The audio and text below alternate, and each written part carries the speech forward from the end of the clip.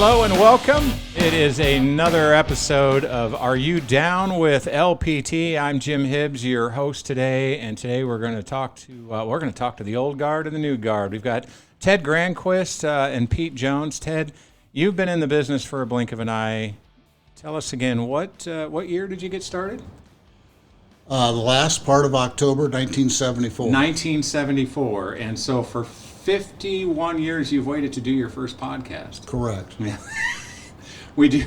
Thank you, Ted, for agreeing to do this podcast today. I know I had to pull your arm, but I'll tell you what, I wouldn't be in the business or the success that I am in the business without Ted Grandquist. We'll talk about more on that here in just a little bit, but I also want to welcome Peter Jones. Pete is just doing great things, and Pete, you've been in the business since? Well, I got my license December 9th of last year. Not 1974. Not 1974. So correct. 50 years after Ted got He wasn't started. even born in 74. Yes, he was. 1977. Well, that makes us both old. First Ted, year I had so. the $1 Million Club. That's right. So you're $1 Million Club. I was being $1 born. Million Club in 1974. How many houses was that? 77. Or 77. Well, I know it's 30-some. 30-some. Probably 25,000 was an average for a house. Yeah, 30,000. or 30 by then, yeah. Yeah, It was really starting to rocket up from there. Although I think the interest rates were still, I've had a lot of people ask me, I don't think the interest rates were ever any lower than what they are right now, ever. Yeah. You know. It's and Ted, I mentioned off the top, I wouldn't be as successful in the business as I am without your guidance. I ended up at another brokerage with you previously, and grew into the business. Been in it almost 10 years now, and so Ted, I know the kind of leadership that you have. You've got Pete here, who's just getting started, doing all the right things. What is it what's the advice you'd give Pete getting started in real estate?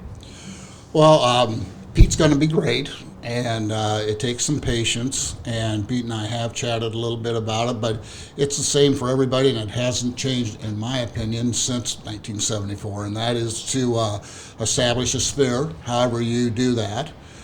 There's a lot of ways to do that, and then work the sphere, in addition to the other things that you can do today with the social media and so on, and all of the telecommunication we have and so on. But I think you got to establish a sphere. You have to be involved. You have to show up, and and you have to talk to the people around you in the office. We've got a lot of experience here, and we're all willing to help. Yeah, and those things that you've talked about, even though we have in 2025, things are much more sped up with social media and the different things. The fundamentals are there. Pete, you've been in the business since December.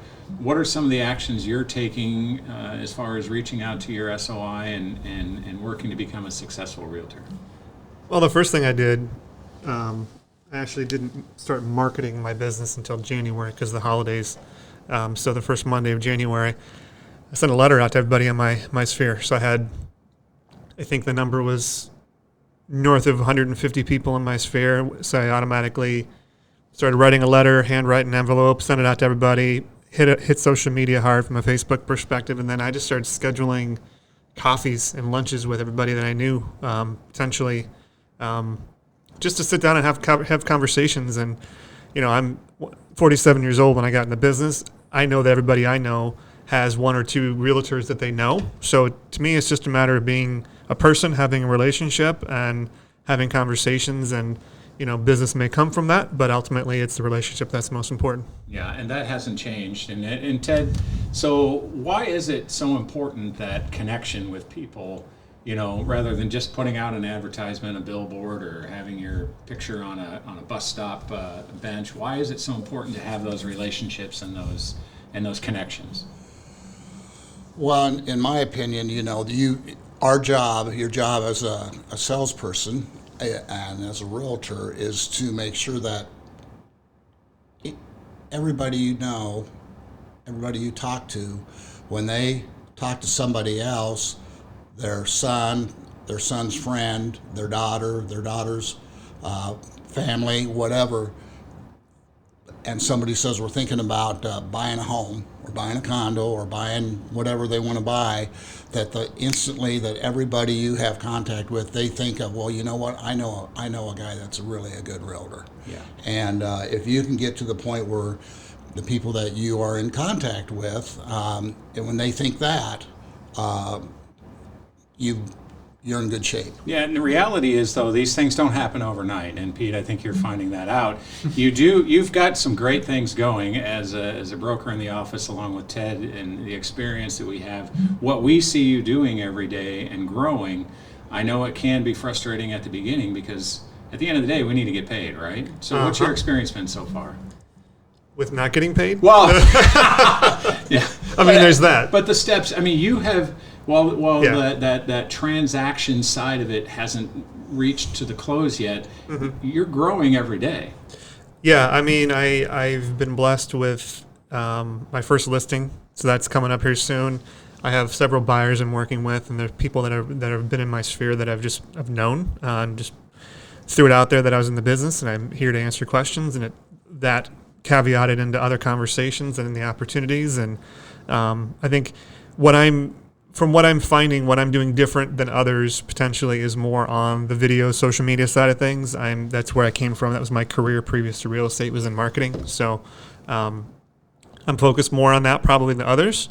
And I know that's more of the long-term game. I'm not going to necessarily get leads from it today, tomorrow, but 6 months out, potentially I'll have enough SEO value and credit and links and all the things there that that'll bring me business down the road. So I'm sort of setting the stage for the future already now. Yeah, and that's very important in 2025, that social media side of things. And again, that doesn't happen overnight, but you start to grow an audience and talk about the fundamentals in communication and why you need to be posting regularly and being on there. Well, and it's not dissimilar from 1974. It's just a different medium. People want to know, like, and trust who they're going to do business with. So they have that respect and that trust in me and my decision making. And one way I can amplify that is to do it on video, to have conversations. We just did an interview with Matt Nolan from New American Funding about the myths of mortgage lending, and just having conversations where I can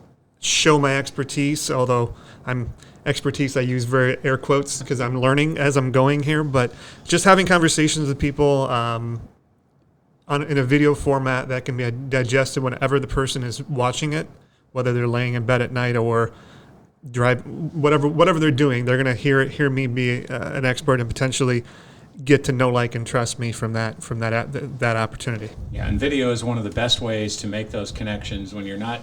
You think about when we interact in person, the connection is stronger. Video is, from a social media standpoint, the best way to make that connection, and people feel like they get to know you. This is coming from an ex-news guy.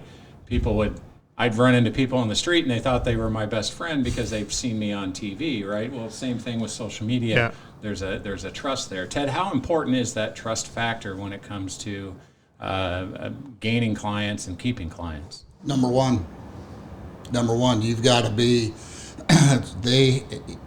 first impression is so important, we know, in everything. And if you can get into a conversation with people, you have to have, which you need to be able to learn how to do also, you've got to have enough information for them that they can trust immediately what you have to say, or they feel very comfortable with you. And I think it's everything. I've told Pete before, eyeball to eyeball.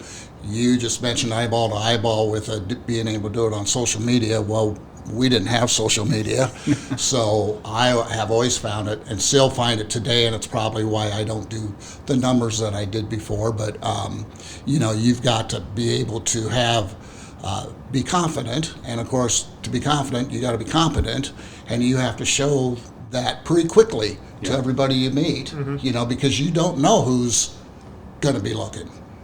And in all fairness, in your numbers, you've been managing and leading organizations for how long now? 10 plus? Really, first time I got hired for what I would consider the potential of a big office was in 1988. And basically since then. Although I did do a few smaller ones in the early '80s, so for quite a while. Yeah, and you are affectionately known as the Godfather. You realize that, the Godfather of real estate. I think that's okay. I think that's awesome. So I got the Godfather and the newbie in here, and it is, as we're recording this, the beginning of the NCAA tournament. The big part. They already did the play-in games, and so I'm going to put you both on the spot. Pete, we'll start with you. And I have a feeling I know what yours is, Ted, because I see under your shirt you're wearing a Drake shirt. But anyway, what is who are your final four, Pete, off the top of your head? Well, we're all Bulldogs, right, Jim? You went to Drake as well, so we're all literally Drake grads. So I have to think Drake's going to go to the Final Four, right? Yes, absolutely. Yeah. Honestly, I haven't followed it much this year, Jim. So I know that I'm going to have a good. I saw Houston play the BYU team that beat Iowa State, and I was floored by how well their defense is playing. The Houston team. The Houston team. Yeah, they just were all over the place. So I have to think Houston's going to be in the Final Four. If Cooper Flagg's back, Duke. Is he hurt? See, now I haven't been paying attention. He got hurt in the ACC tournament. I think he sprained his ankle, and the coaches said he's not going to play the rest of this tournament in favor of the NCAA tournament, which I assume he's back. I haven't heard. So Duke, Houston, Drake, and let's say Iowa State. There you go. All right. Ted, your Final Four. Yeah, pretty similar. I cheer for all of the Iowa teams, so I'm hoping they all do well. Drake, of course, is my alma mater, and I'd like to see them do well, and I think they could. I mean, it's uphill battle, but I would say Houston, I've seen them. I don't really have a Final Four that I have in mind, but Phi Slamma Jamma, I mean, that's Houston. That's Houston. For those of you too young, that was a team from the 80s. Phi Slamma Jamma, Clyde the Glide. They're the ones that stopped UCLA's 10-year. Now Ted and I are going to go down. Do you remember? I've heard of that. I've heard of them. Yeah, you've heard of that. Yeah. Phi Slamma Jamma. And I want to make a point. I'm a Hawkeye fan, picking the Cyclones to go to the Final Four. The Hawkeyes aren't playing, so. I think you've got three Hawkeye fans in here, all rooting for the Cyclones and rooting for Drake. Don't forget the women's side too. And we've got some really good women's teams, and they're fun to watch. It's a lot. It's my second favorite time of year, the NCAA tournament. Number one being time of year. Baseball. Ted, World Series playoff. That's my favorite time of year. But that's a few months down the road. Yeah. No? I agree. All right. No, baseball for me is number one. I just need to get past this week, and then I switch over. Right after my team's already played twice in Tokyo, so I'm they're on in the cellar, just like they always are. So. Well, I'll tell you what, by Saturday my bracket will probably be blown, and I'll be looking up to see how the Cardinals are doing in spring training. And then again, maybe I won't, because it's going to be a tough year. All right, you guys, I appreciate you being here today. We're gonna check in as we go through the spring season. Ted, very much appreciate the fact that you sat down for this podcast. You gave me the look when I first asked, but here you are. Jim, I wouldn't have done it for anybody but you. Love you, man. And Pete, good things are ahead. Keep doing what you're doing. When's that listing coming up? Hopefully early April. Early April. And just a general area where it's going to be. West Des Moines. Give Pete a call if you're looking in West Des Moines. That's going to do it for Down with LPT. I'm Jim Hibbs, your host, along with Ted Grandquist and Pete Jones.